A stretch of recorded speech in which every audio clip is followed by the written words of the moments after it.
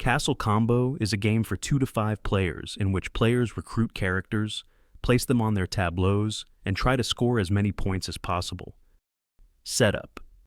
Shuffle the castle cards with the gray back and put them face down on the table. Reveal the top 3 cards in a row beside the deck. Do the same with the village cards with the brown back and place them below the castle cards. Place the messenger pawn beside the revealed village cards. Form a supply of keys and gold and give each player 2 keys and 15 gold.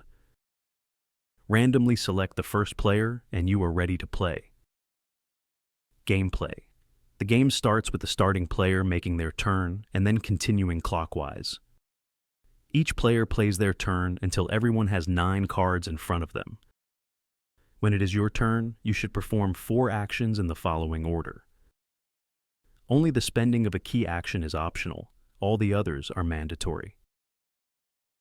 Spend a key. You may spend one of your keys to take one of the following 2 actions. You can either move the messenger pawn from the village location to the castle location, or the other way around.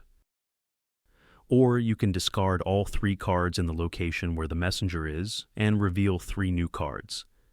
Discarded cards are placed face up to the left of their deck, and each player may look at them at any time. If the deck is empty, shuffle the discard pile to form a new deck. Buy a card.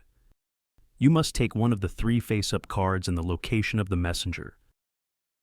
The card's cost is shown in the top left corner.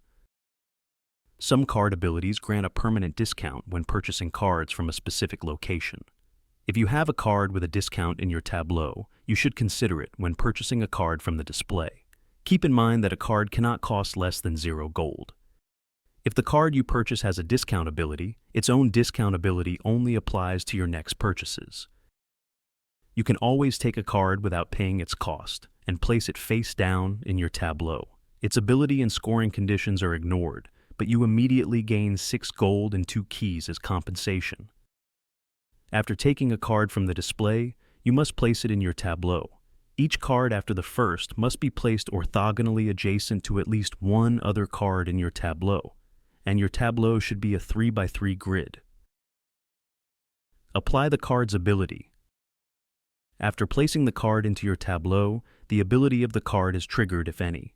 For example, this card's ability lets you take 1 gold for each yellow shield on the cards in your tableau, including the one on this card. You also gain 1 key for each village banner in your tableau. The game aid explains all of the card abilities. Move the messenger and fill the display. If a messenger icon is printed in the banner of the character that has been bought, move the messenger pawn to the shown location. Then reveal cards to complete each display that has less than 3 visible cards.